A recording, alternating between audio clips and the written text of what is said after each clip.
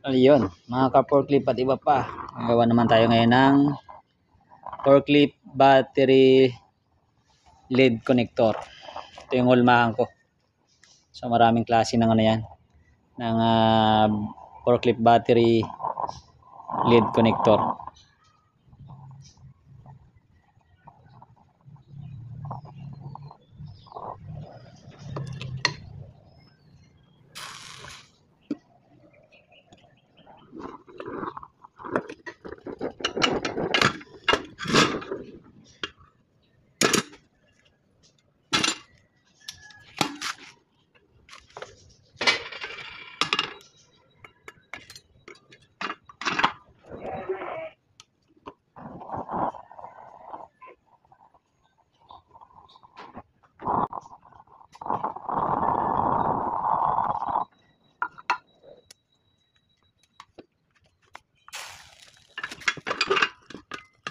Oh, hindi pa matigas na putol ko na. Okay. So ayun. So maraming klase na yan. Marami pa ako doon naka-stack ng mga moldehan. Oh, ayan na yung finish ng battery lead connector. Ito yung ano, sa hindi nakakaalam ng ganito. Ito yung inilalagay sa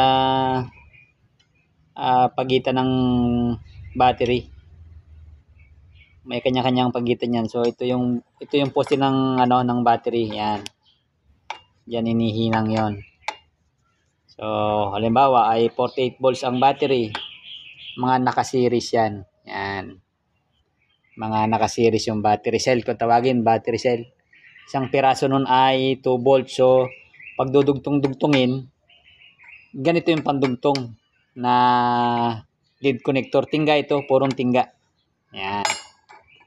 Para mas matibay. Makapal yan, no? Purong tingga yan. Yan ang nagko-connect sa battery cell kung tawagin. Yung isang cell ng forklift ay 2 volts. So kung 48 volts, edi 24 na cell kung tawagin yung isang kahon. Which is 2 volts ang kanyang battery voltage. So ayun. Konting ano lang, konting kaalaman lang para yung mga hindi nakakalam ay maintindihan din niya about sa battery. Ayan, ikakabit ko na yung battery cell. Ayun. So ayan mga ka-forklift at iba pa. Ayan niya yung minuldi kong tingga. Ayan. So kung wala kayong kaalaman sa paghihinang itong battery ay huwag nyong atangkayin. Dahil may mga proseso ito na ginagawa bago idugtong yung mga lead connector na yan.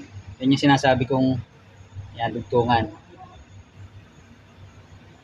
So kung walang kaalaman dito ay wag gagayahin dahil posibilidad na sumabog ang battery kapag mali ang proseso ang gagawin.